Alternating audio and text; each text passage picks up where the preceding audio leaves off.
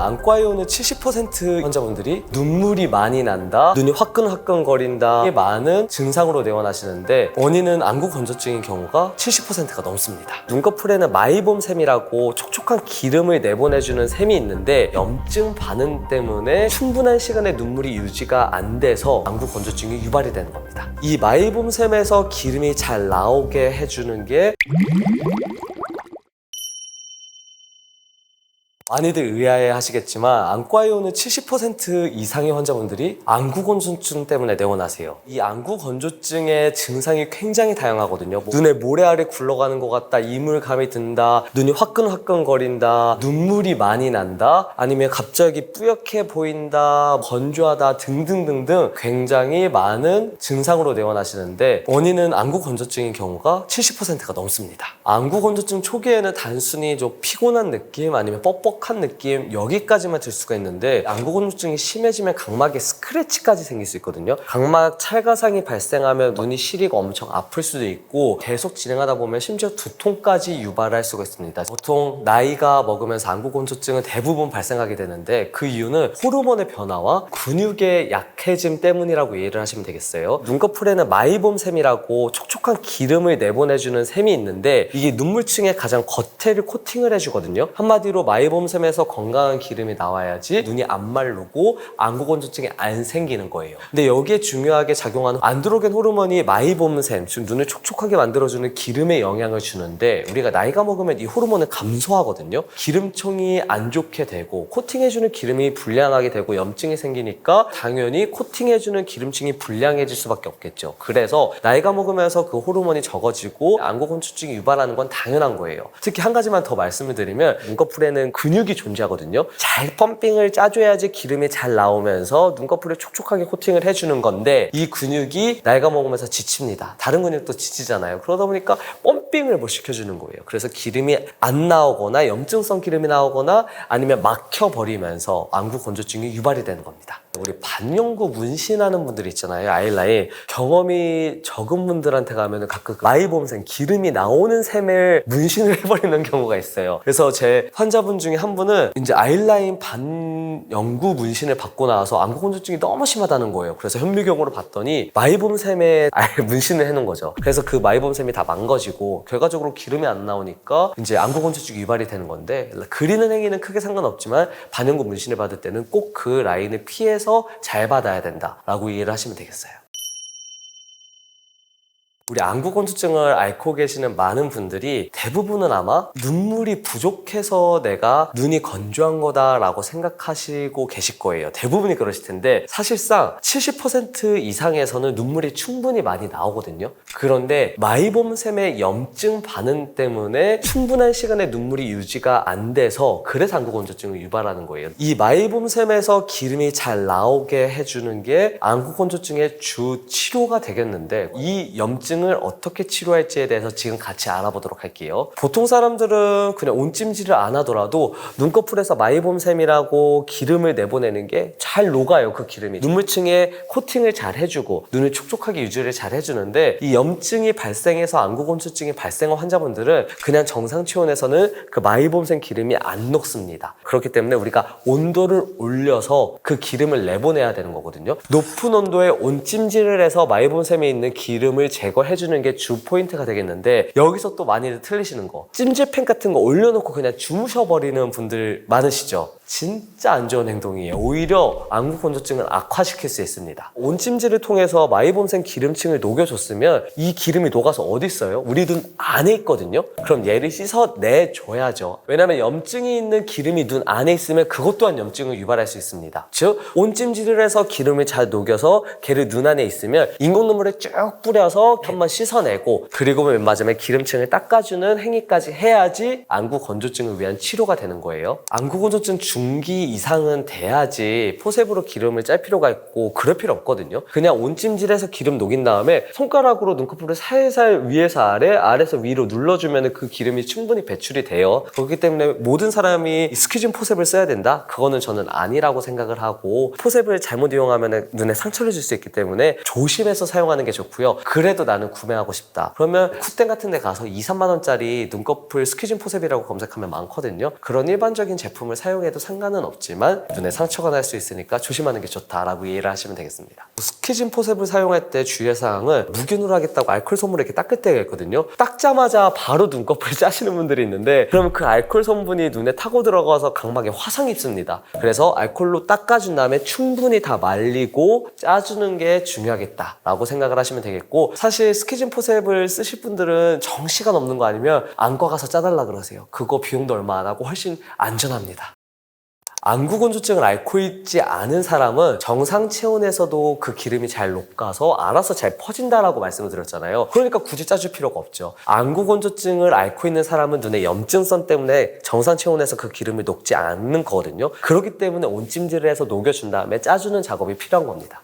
여드름 나서 피부과 가면 뭐부터 해요? 스팀으로 모공부터 열어주죠. 똑같아요. 그냥 짜도 기름은 나오는데 기름을 녹인 상태에서 살짝만 눌러도 나오는 거랑 기름을 안 녹인 상태에서 짜주면 손상을 일으킬 수 있기 때문에 온찜질을 해서 녹여주고 살살 손가락으로 눌러주는 게 베스트입니다. 온찜질을 해주고 기름을 녹여냈으면 그 다음에 애프터케어를 어떻게 할 거냐, 요게 포인트라고 말씀드렸고, 그래서 찜질팩 올려놓고 주무시지 말라고 말씀드렸었죠. 집에 인공 눈물 있으시죠? 기름을 짜주고 나서 한 방울 넣는 게 아니라 전체를 다 눈에 넣어버리세요. 헹궈버리라는 거예요. 온찜질 해주고 기름 짜주면 그 기름이 눈 안에 들어가 있을 텐데 인공 눈물로 쫙 워시아웃 해주면서 그 기름을 빼주라는 개념이고요. 그 뒤로는 그 기름을 짠 눈꺼풀을 깨끗이 청소를 해야겠죠. 여기에 균이 들어가면 눈꺼풀 염에 걸릴 수 있거든요. 티트리 오일 성분이 들어간 이 커튼을 사용하라고 말씀을 드려요. 뭐 요즘은 이렇게 일회용으로 나오기도 하고 아니면 클렌징 폼처럼 나오기도 하는데 걔를 솜에 적셔가지고 여자분들 화장 지워주는 것처럼 눈꺼풀을 가볍게 한 번, 두 번 밀어줘 마무리를 하면 되겠습니다. 근데 저는 집에 인공 눈물도 없고 이렇게 눈가 전용으로 사용할 수 있는 클렌징도 없는데요 라고 말씀하시는 분들이 훨씬 많으시겠죠. 구독자분들은 세수를 해줘버리세요. 보통 폼 클렌징 약하게 해서 눈가에 한번 쭉 바르고 세수를 해버리면은 그 클렌징 기념이 기름을 어차피 제거해주거든요. 그렇게만 하셔도 충분할 것으로 생각이 됩니다. 안구 건조증 기본 치료는 마이봄샘의 염증을 어떻게 조절할 거냐라는 게 포인트거든요. 영양제는 오메가3죠. 오메가3를 섭취함으로써 마이봄샘의 염증을 줄여서 안구 건조증에 효과가 있다는 논문은 엄청나게 많아요. 저는 안구 건조증이 심한 분들한테 뭐 인공 눈물도 처방해드리지만 오메가3를 먹으라고도 말씀을 드리고요. 그리고 오메가3도 충분한 함량을 먹어야 되거든요. 우리가 EPA, DH 함량이 뭐 1000 이상은 돼야 된다라고 항상 말씀드리는데, 그리고 제조사가 좋은지 이걸 확인해서 오메가3를 고르는 게 좋겠고요. 난 오메가3 안 먹는데 음식 중에 먹을 거 없을까? 라고 고민하시는 분들이 있다면 들기름 있죠. 그게 몸에 들어와서 오메가3, EPA, DHA 성분으로 바뀌거든요. 안구 건조증이 심한 분들은 들기름 한 스푼을 먹는 게 도움이 될 수 있다 라고 말씀드리고 싶습니다.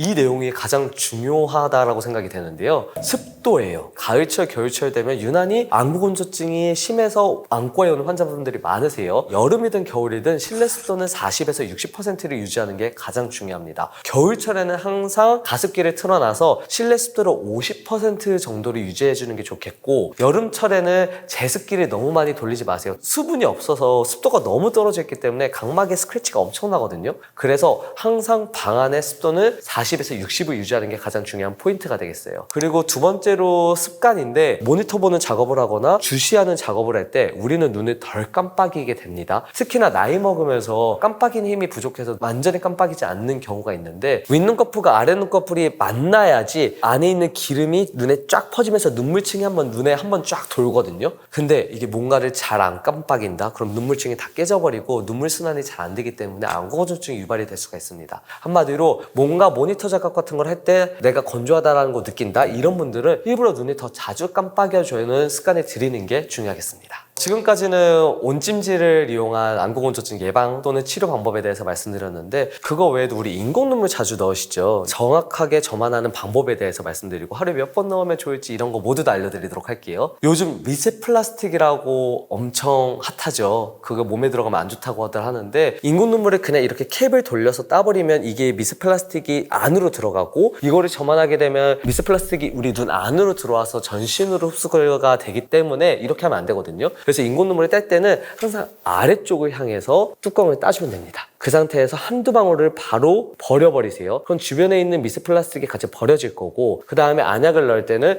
우리 이렇게 해서 그냥 검은 눈동자 찔러버리는 분들이 있더라고요. 아니요. 인공 눈물의 기본을 한 검을 이렇게 벌려주세요. 그러면 여기 빨간색 갭이 보이죠? 공간이 있는데 거기에 한 방울 똑 떨어뜨리면 되는 겁니다. 얼마 전만 해도 인공 눈물 처방해드릴까요? 그랬더니 저한테 그거 자주 쓰면 오히려 안구 건조증이 안 좋아진다던데 안 좋은 거 아니에요? 이러시더라고요. 반은 맞고 반은 틀린 얘기입니다. 인공 눈물 중에 뜯어서 쓰는 일회용은 사실 방부제가 들어가 있지가 않거든요. 병으로 나온 제품들 중에서는 많은 수가 방부제를 포함하고 있어요. 방부제가 들은 인공 눈물을 많이 사용할수록 각막과 결막을 손상시켜서 술잔세포라고 눈물을 만들어내는 세포를 공격을 해서 눈이 더 건조하게 만들어지는 게 맞습니다. 그래서 그 방부제를 들은 인공 눈물을 사용 안 하는 게 좋겠고요. 그 방부제가 없다 그러면 인공 눈물을 자주 넣어도 상관없느냐? 한 번 넣을 때 한두 방울만 넣어줘야지 이게 쭉 뿌려서 전체를 약간 씻어내는 개념으로 넣어준다? 그러면 우리 눈 안에 원래 있어야 되는 성분이 빠져나가기 때문에 그 자체가 안구 건조증을 유발할 수 있습니다. 한 번 넣을 때 한두 방울 넣는 거는 하루 4회에서 6회가 가장 적당하고, 나는 너무 건조해서 듣겠다? 더 넣으세요. 방부제만 없으면 상관없습니다. 40대가 넘고 하면서 안구 건조증 대부분 다 앓고 있을 텐데요. 눈이 건조하기도 하고 피곤하기도 하고 시리기도 하고 이물감도 들고 모래가 들어가 있는 것 같기도 하고, 노화라고 이해를 하시는 게 저는 더 빠르다라고 생각이 되겠고, 이렇게 안구 건조증으로 힘드신 분들은 집의 습도를 40에서 60%로 유지하시는 게 중요하겠고, 그리고 안과 내원하셔가지고 인공 눈물 처방받아서 인공 눈물 잘 점안해 주시고, 그리고 온찜질 해줘서 눈 안에 있는 기름을 잘 녹인 다음에 살살살살 문질러서 기름을 빼주고 인공 눈물로 씻어주고 마지막으로 클렌징으로 닦아주고, 이렇게까지만 해주시면 훨씬 좋은 눈 컨디션을 만들 수가 있거든요. 안구 건조증으로 많이 힘들어하시는 분들이 오늘 영상을 보면서 많이 도움이 되셨길 바라며 오늘도 시청해주셔서 감사합니다.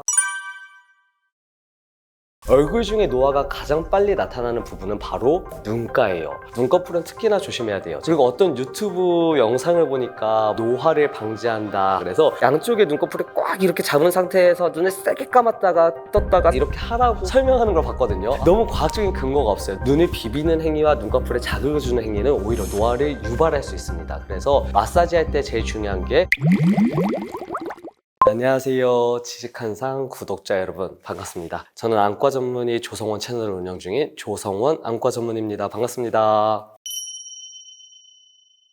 사실 빠르면 30대 중반부터 얼굴에 노화가 나타나기 시작하거든요. 예를 들어서 뭐 팔자주름이 깊어진다든지 이런 증상이 나타나는데, 얼굴 중에 노화가 가장 빨리 나타나는 부분은 바로 눈가예요. 눈가 주위 피부가 전체 온 몸에서 가장 얇거든요. 눈가는 크게 세 가지로 노화가 나타납니다. 위, 옆에, 아래로 나눠지게 되는데, 상안검을 보면은 위에가 윗꼬랑이 들어가면서 안에 볼륨이 비어 보이는 경우가 있거든요. 그런 노화가 첫 번째로 일어나고, 두 번째는 볼륨이 들어가고 지방의 위축이 일어나다 보니까 쌍꺼풀이 하나가 더 생겨요. 그거를 전문의학으로 트리플 폴드라고 하거든요. 그런 것도 생길 수도 있고, 이제 가쪽으로 가면은 우리 미세주름, 눈웃음 주는 거 있잖아요. 그런 주름이 생길 수도 있고, 마지막으로 하안검 쪽에 가끔 퀭해 보인다, 아니면 하안검 쪽으로 뭐가 볼록 튀어나온다, 이런 증상을 볼 수 있는데, 이렇게 크게 세 가지의 노화가 눈꺼풀에 나타날 수 있습니다.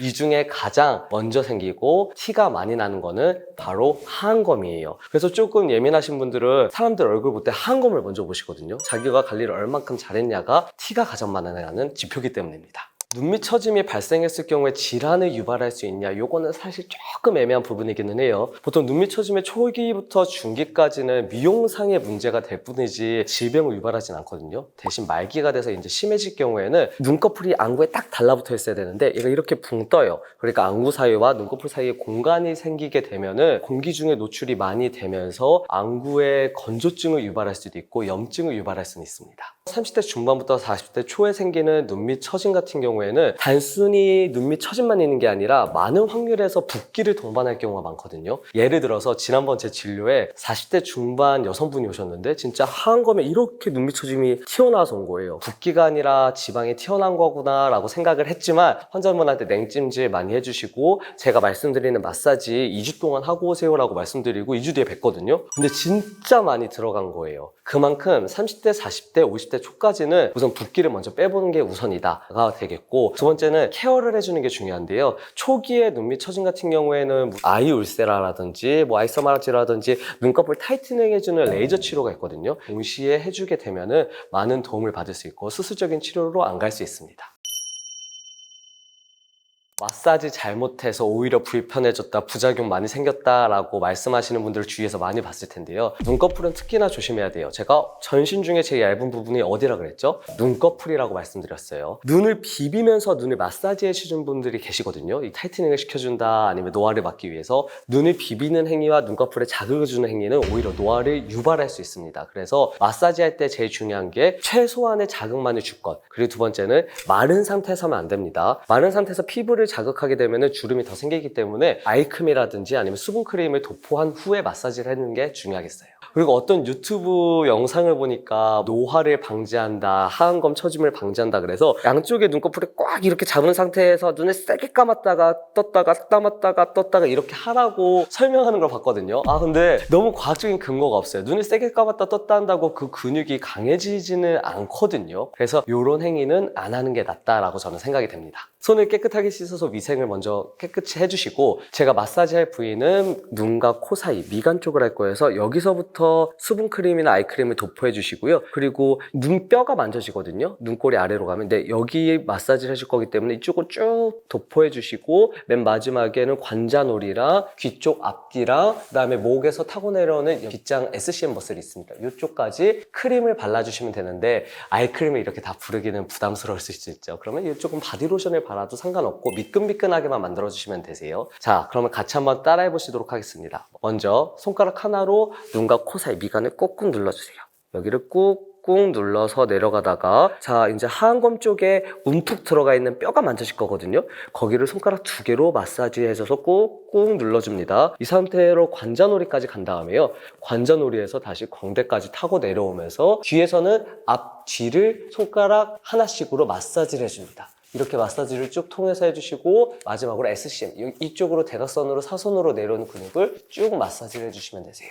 한번 다시 따라해 볼게요. 미간부터 꾹꾹 눌러주고, 여기 뼈 쪽 마진을 만져주면서 쭉 따라가서 광대 타고 내려와서 귀 앞뒤까지 마사지 해주고, 목 근육까지. 이렇게 마사지를 3, 4회 정도 반복해 주시면 되겠습니다. 사실 아이크림을 안 발라요.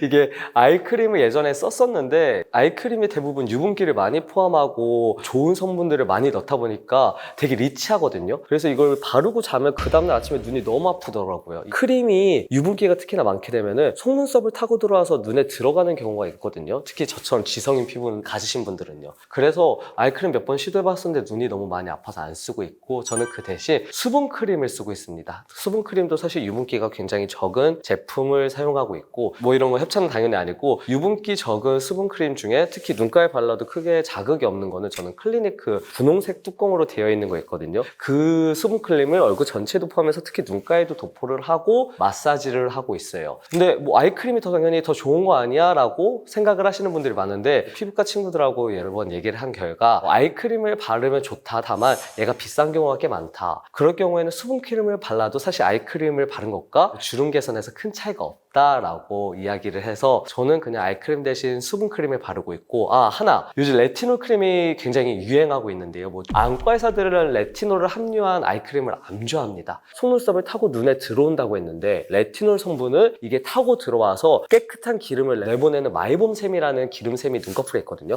걔를 파괴해서 안구 건조증을 유발할 수 있어요. 그래서 레티놀 아이크림은 사용 안 하는 게 좋겠다라고 말씀드리겠습니다.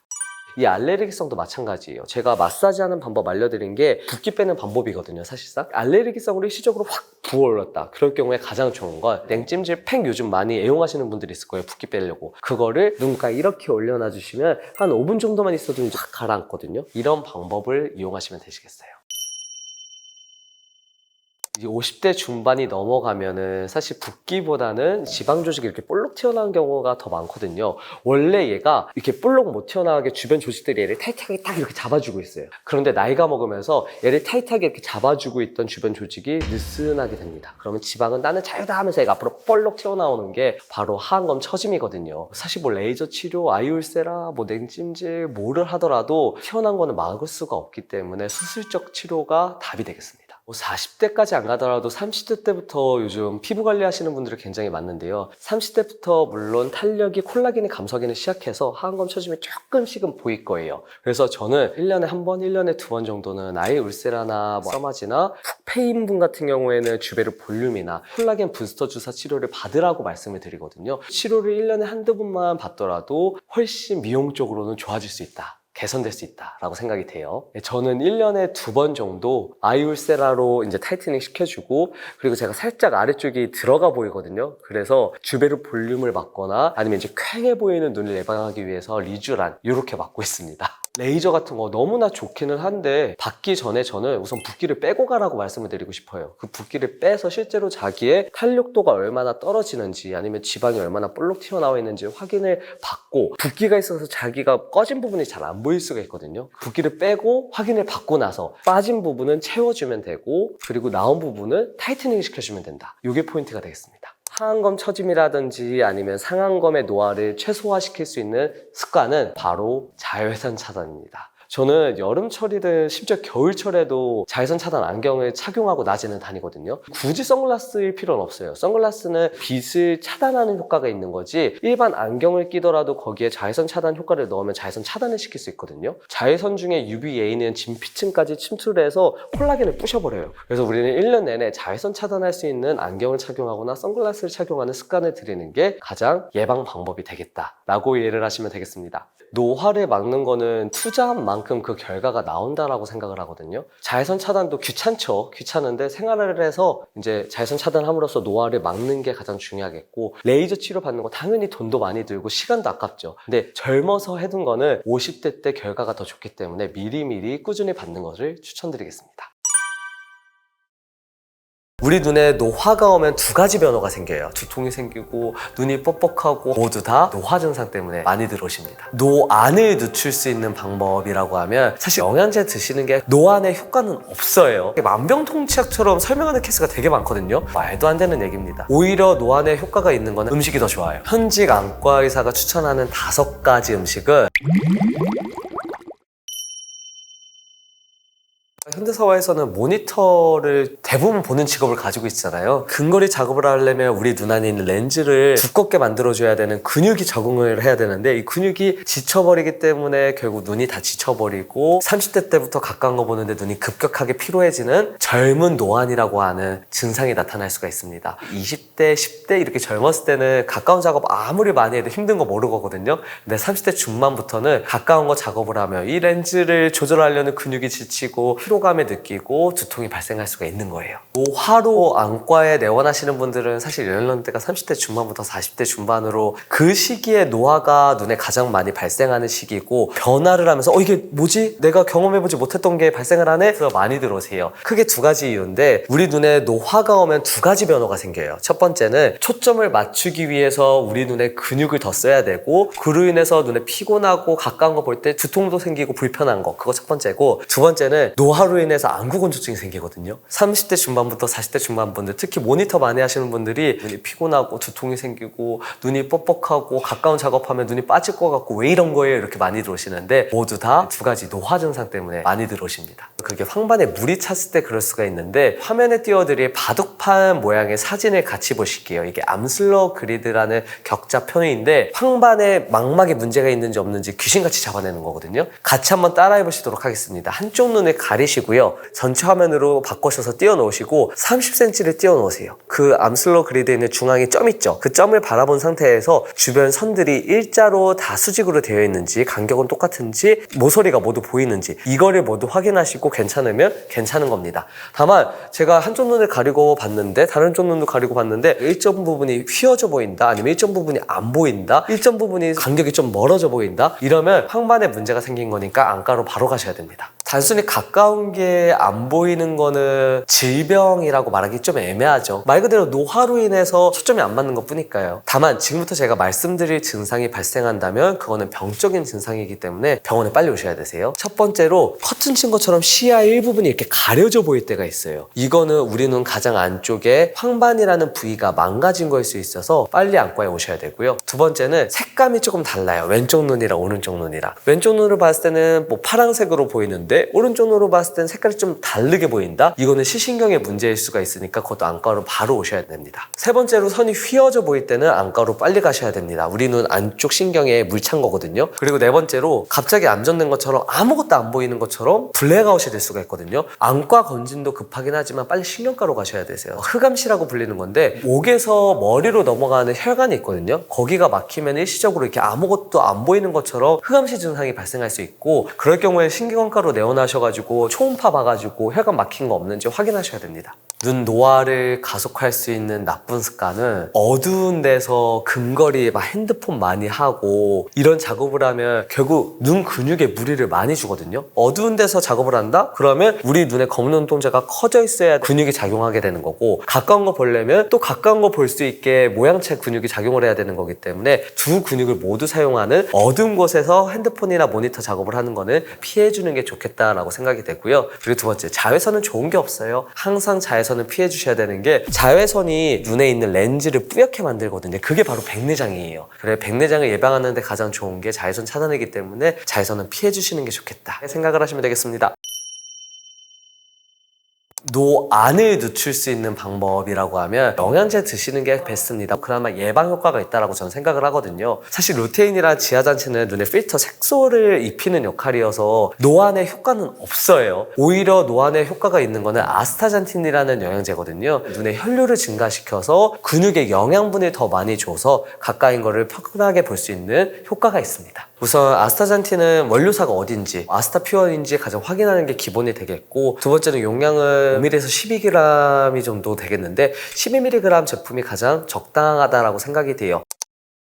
이미 망가진 눈도 영양제를 먹으면 좋아질 수 있는지, 사실 영양제 자체가 치료 효과가 있으면 그건 더 이상 영양제가 아니에요. 그거는 치료 약으로 들어가고 전문 의약품으로 들어가야 되는 거거든요. 한마디로 영양제는 그냥 예방적인 의미로 드시는 게 더 의미가 있지 않을까라고 생각이 됩니다. 이미 망가진 건 안과에 내원하셔서 치료를 받으시거나 뭐 수술을 받으시거나 전문 의약품을 섭취해야지 더 좋아질 수 있다라고 생각이 돼요. SNS 영양제 좋아하지 않아요. 그게 진짜 말도 안 되게 만병통치약처럼 설명하는 케이스가 되게 많거든요. 예를 들어서 성분이 루테인 지아잔틴인데 이걸 먹으면 뭐 노안에 좋아요, 안구 건조증에 좋아요, 우리 아이 시력이 좋아져요, 뭐 이렇게 말도 안 되게 다 근거를 달아놓으니까 신빙성이 떨어지고 먹을 이유를 잘 못 느끼겠더라고요. 지금 영양제를 먹을 때는 내가 어떤 것 때문에 어떤 영양제를 먹는다라는 걸 정해놓는 게 좋거든요. 예를 들어서 내가 뭐 당뇨합병증이 눈에 있어서 혈관 개선을 시켜야 된다 그러면 안토시아닌에 들어간 영양제를 먹어야 되는 거고, 내가 눈이 건조해서 영양제를 먹겠다 그러면 오메가3 영양제를 먹어야 되는 거고요. 그리고 내가 노안, 가까운 게 잘 안 보이고 눈에 피로감이 심하다 그러면 아스타잔틴이라는 성분이 들어간 영양제를 먹어야 되는 거고, 이게 다 다른 건데 지금 SNS에서 홍보하는 영양제는 눈이 피로하세요, 눈이 건조하세요, 이 영양제 먹으면 루테인 먹으면 좋아집니다. 말도 안 되는 얘기입니다.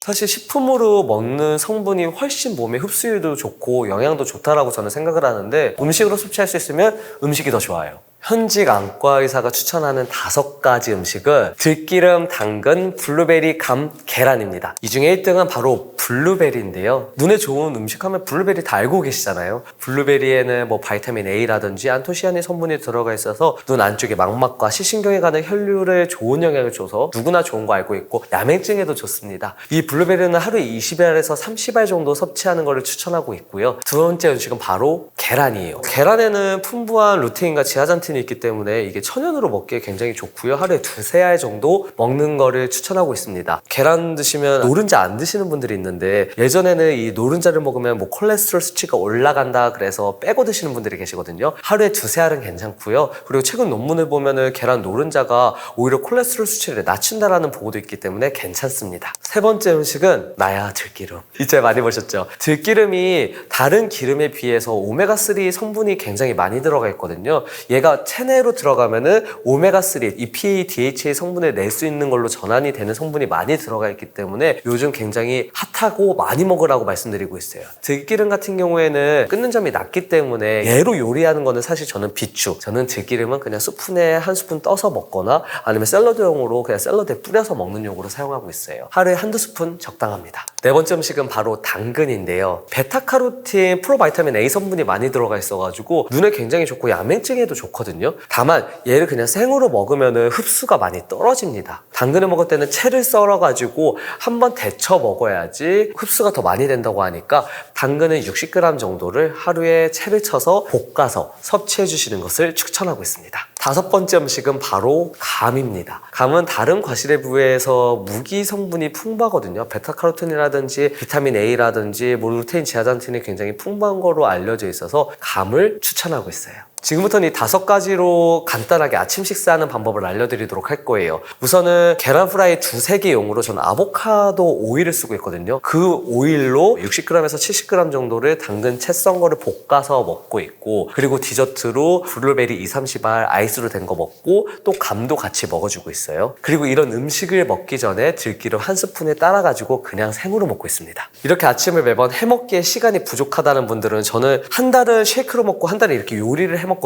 땅콩 버터 들어가고요. 그리고 블루베리 2-30알 들어가고 닭가슴살 들어가고 브로콜리 들어가고요. 케일 들어가고요. 그리고 비트, 이렇게 총 6가지, 7가지 음식을 한 번에 다 갈아가지고 400칼로리를 채워주고 단백질 30g 채워주고 탄수화물 줄여주고 이렇게 다이어트 레시피로 만든 게 있거든요. 나는 음식으로 먹겠다 그러면 음식 레시피를 보시고, 아니다 나는 갈아 먹어야겠다 그러면 갈아 먹는 레시피를 보시고 눈 건강을 모두 챙기시면 좋으실 것 같습니다. 이 5가지를 먹었을 때는 눈에 가는 혈류를 좋게 만들고 안구건조증의 염증 컨트롤하는 거는 좋기 때문에 눈이 훨씬 부드러워지실 거예요. 우리 몸에 안 좋은 건 눈에도 안 좋아요. 기름 튀긴 거 안 좋고 칼로리 높은 거 눈에 안 좋고, 우리 눈 안쪽에 있는 혈관은 우리 몸에 발달한 혈관보다 훨씬 미세혈관이고 얇거든요. 그 혈관이 더 손상을 받기 쉽겠죠. 한마디로 뭐 고콜레스테롤 음식에 식단을 한다, 아니면 기름 같은 거를 먹는다, 단 거를 먹어서 뭐 혈관 스파이크를 만든다, 이런 행동은 혈관에 다 공격을 할 수 있는 음식들이기 때문에 안 좋습니다. 우리가 일상적으로 생각했을 때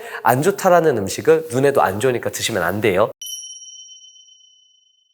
눈에 좋은 습관은 우선은 지금 생활 습관부터 고치세요. 1시간 모니터 보고 핸드폰 보고 그랬으면 눈이 가까운 걸 보는데 근육을 엄청나게 많이 썼잖아요. 5분에서 10분 정도 눈을 그냥 먼데 보면서 서주세요. 그래야지 가까운 걸 보기 위해서 수축을 했던 근육이 좀 쉴 수 있거든요. 그리고 모든 분들에게 해당되진 않겠지만 베개의 높이가 중요합니다. 가족분들 중에 녹내장이 있거나 뭐 시신경이 약하다라는 이야기 들으신 분들은 낮은 베개를 쓰는 게 눈에 오히려 안 좋거든요. 그래서 높은 베개를 써서 살짝 고개를 들린 상태에서 자는 게 심장보다 눈의 위치가 많이 올라가 있기 때문에 눈의 압력을 올리는 걸 막아줄 수 있어서 높은 베개를 쓰는 게 중요해요. 하나 더, 이렇게 한쪽씩 돌아 누워서 자는 경우 있잖아요. 그런 행동 좋지 않고 최악 행동은 엎드려서 자는 겁니다. 눈을 꾹 눌러서 눈에 압력이 올라가면서 데미지 줄 수 있어요. 한마디로 정자세로 하늘 보고 자는 습관을 들이는 게 좋겠다라고 생각이 됩니다.